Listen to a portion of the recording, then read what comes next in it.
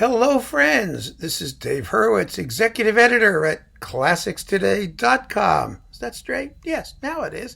Here to talk to you about Vaughan Williams' ballet, Job.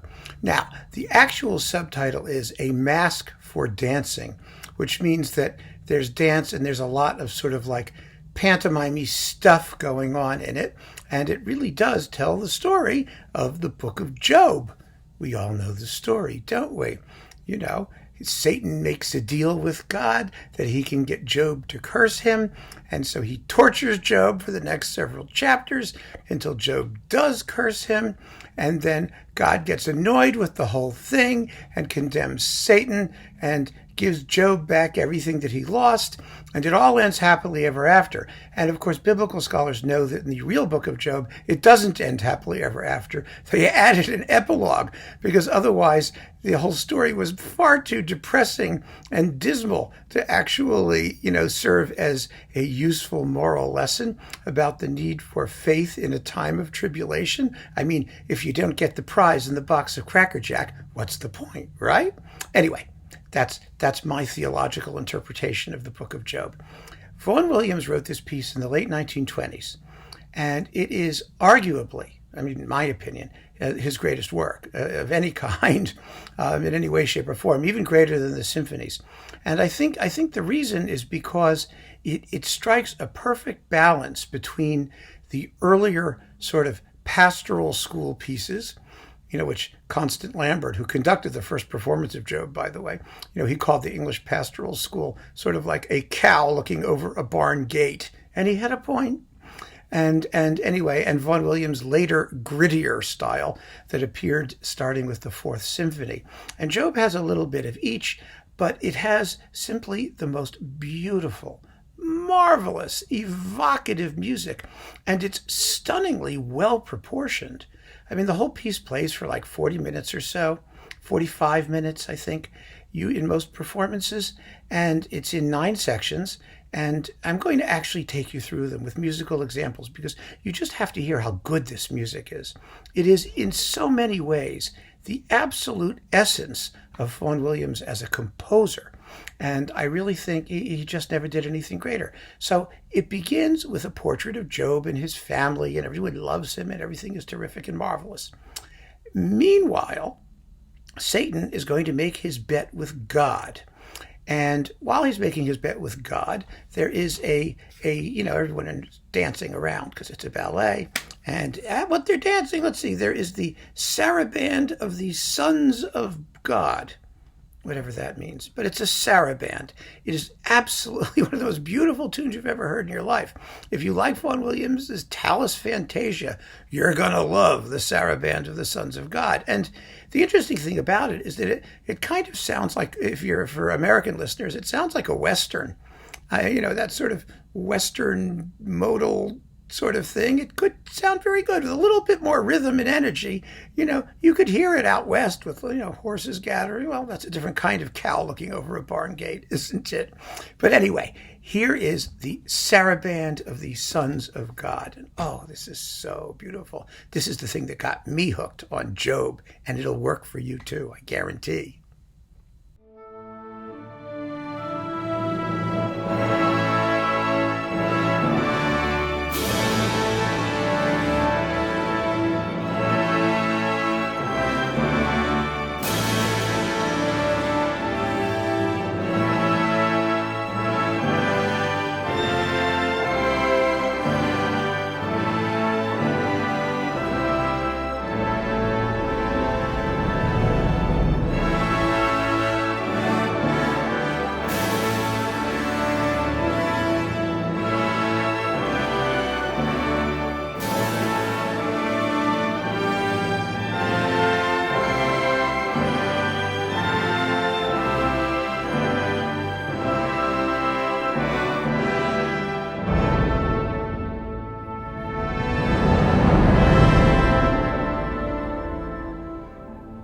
Yummy, isn't it? This performance, by the way, is the English Northern Philharmonia with David Lloyd-Jones on Naxos. It's one of my handful of favorite performances. It's just magnificent, absolutely magnificent. Okay, so after that whole introductory episode with the introduction of Job and his family and the saraband of the sons of God and Satan making the pact with God and the whole deal, we get Satan's dance of triumph. And you know how these things work, right? The bad guys get all the good music. Not all of it, but a lot of it. It's quite special. Satan, in this case, is both mean and nasty, but also a little grotesque and quasi-humorous. He's a very good portrait of Satan, I think. And here he is.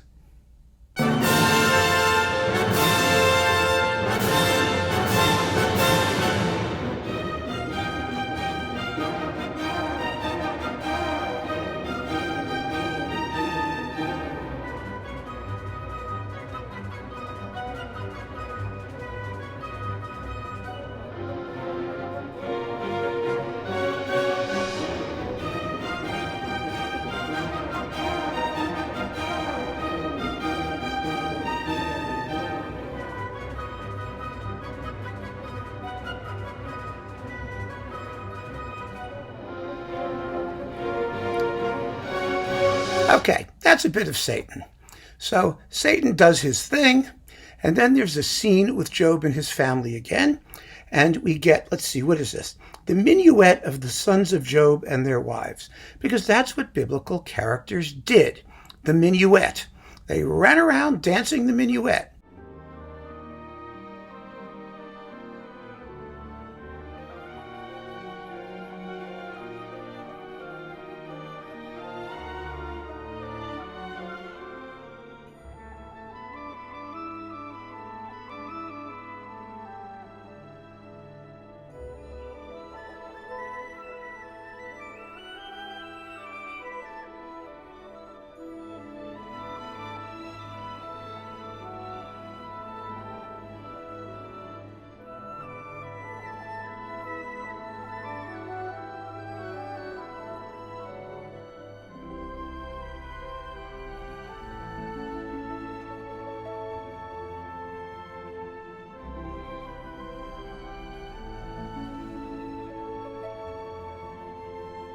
Well, actually, this particular setting is based on William Blake's illustrations from the book of Job. I mean, that was what gave Vaughan Williams the idea.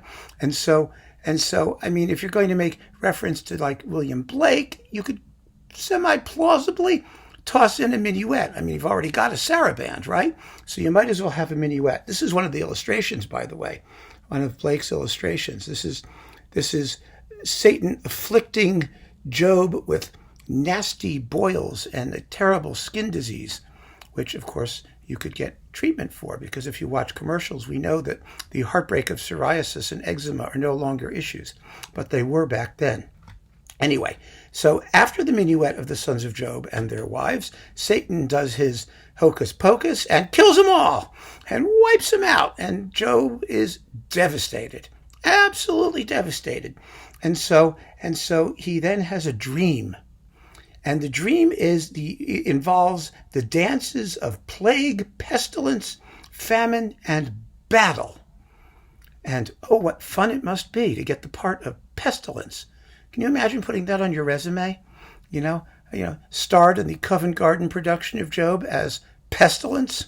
I'd love it. I absolutely love it. It's like Handel's Solomon. She made a tremendous impression in the role of the second harlot. Well, you can also dance pestilence. If you get tired of doing the second harlot, you can do pestilence. And if that doesn't float your boat, try plague. It's a wonderful role, a real plum. So anyway, that happens with Job's dream. Then there's the dance of the messengers who are messaging. I don't know why they're messaging.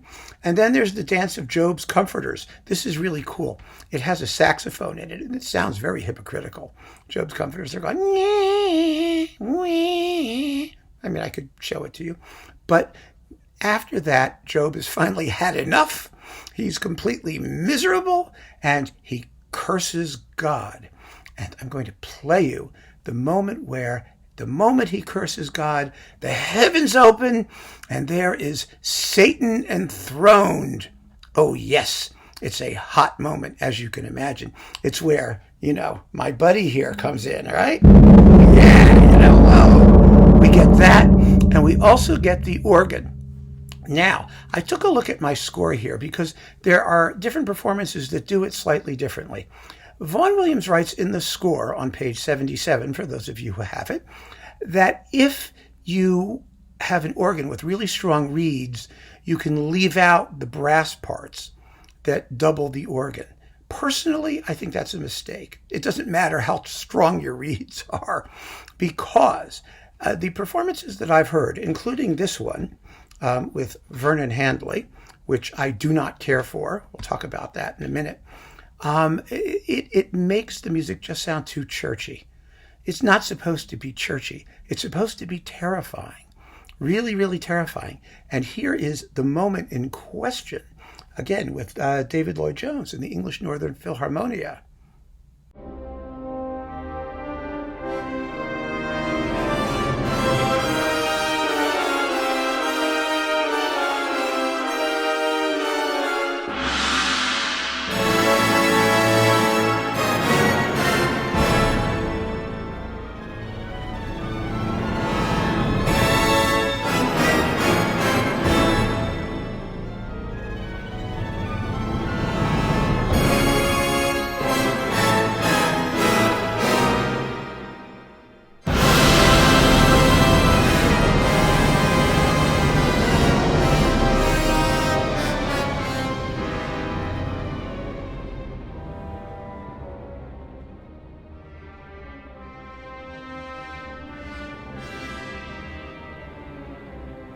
Now, the actual sound of the organ in this recording, as you may have heard, is a little funky. I mean, it's kind of interesting, if you ask me, but it doesn't bother me a bit. I think it's perfectly fine. And one of the things that in this performance you'll notice is that he doesn't slow down. In most other performances, everyone puts a big retard when the organ and orchestra come in with the blah, blah, blah, blah, blah, and Lloyd-Jones keeps it in tempo. And again, if you look at your score on page 77, you will see that Vaughan Williams does indeed say to remain in tempo. I kind of like it that way. It has a little more urgency. So anyway, that's what happens.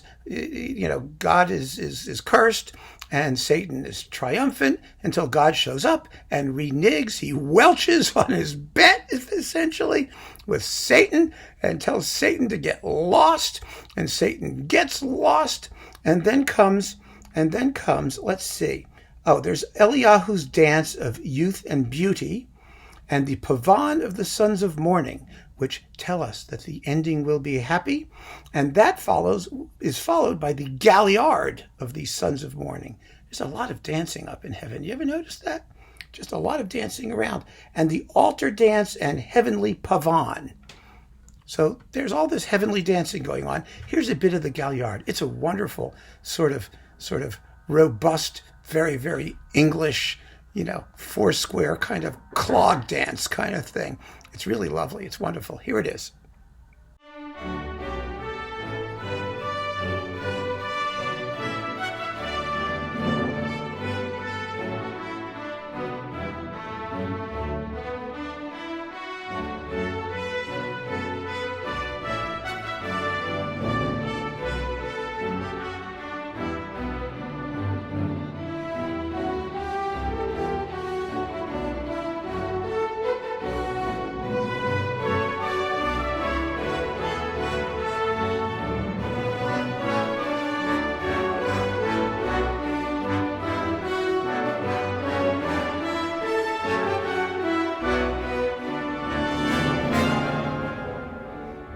And so, that having been done, Job is restored to his former peace and tranquility as at the beginning of the ballet, and it all fades out very quietly in the end with an epilogue which brings back the music of the beginning. And in fact, the music is extremely well integrated. There are motifs and sort of harmonic motifs particularly that recur throughout, that unify the piece. And the thing that's so wonderful about it, as I said, I think, is that even though the action is extremely detailed, really detailed, because it's mostly pantomime. And here, let me give you a sample of it's in the booklet here. Here it is. Scene 1. Let's take a look at Scene 1. Hast thou considered my servant Job, God says. Job and his family sitting in quiet conversation surrounded by flocks and herds. What's the difference between a flock and a herd? I'm not worried about it. The dance of Job's sons and daughters. Job stands up and blesses his children.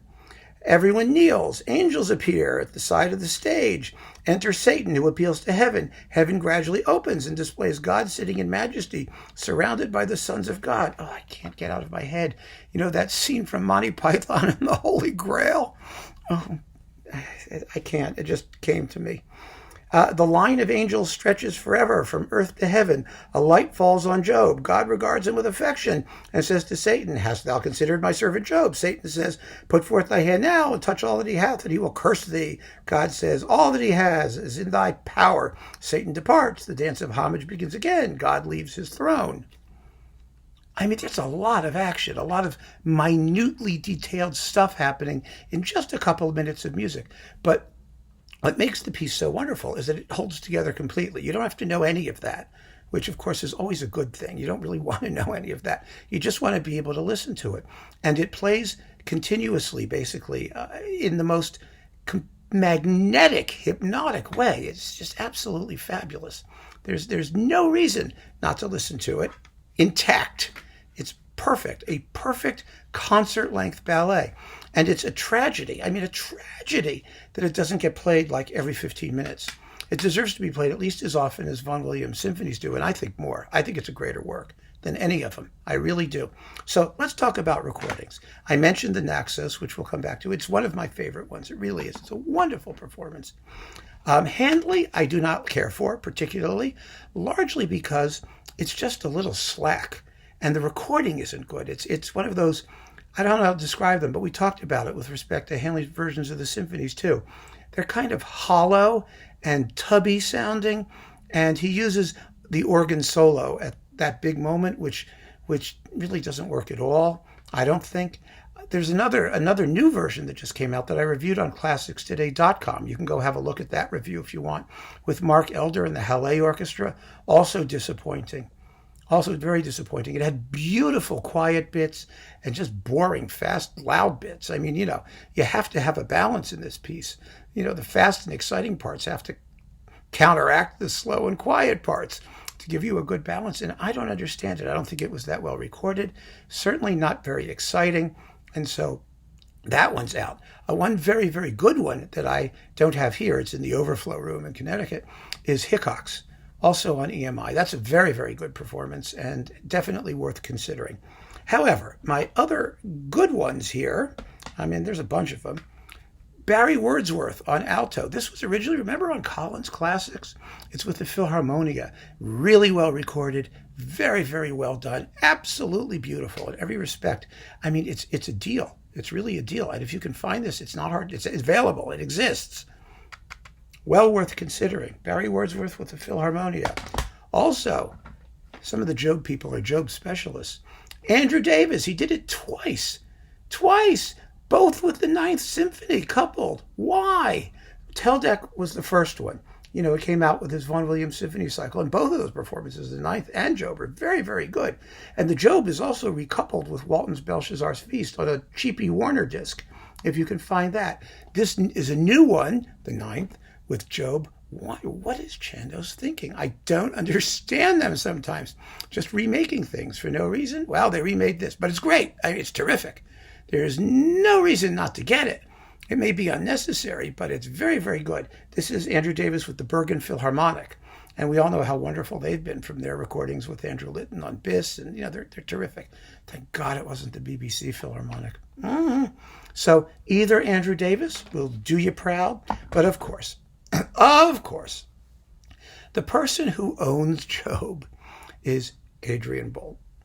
Adrian Boult, I mean, he made the first recording with the BBC Symphony back in like 1930 or 1940, whatever it was. He did it at least 4 or 5 times. And I know if I say he did it 4 or 5 times, you'll come up with numbers 6 and 7.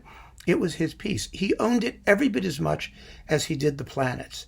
And you absolutely cannot disregard Bolt's performances of Job. You got to have one. And his last one, this EMI one, here it is, with the LPO, the good old, no, it's with the London Symphony, I'm sorry, with the London Symphony Orchestra, is absolutely first class, and it is my preferred version. I take, actually, my favorite ones probably are they? This Naxos one, just because it's very, very exciting, and I think very fresh sounding, and Adrian Bolt. But Adrian Bolt is the guy. He's the one to get to introduce you to Job. If you can't find that, get the Naxos, get one of Andrew Davis's, get all of them. You're going to want them all. It's such a great, beautiful, beautiful. You heard it. I played it for you, so you've heard it.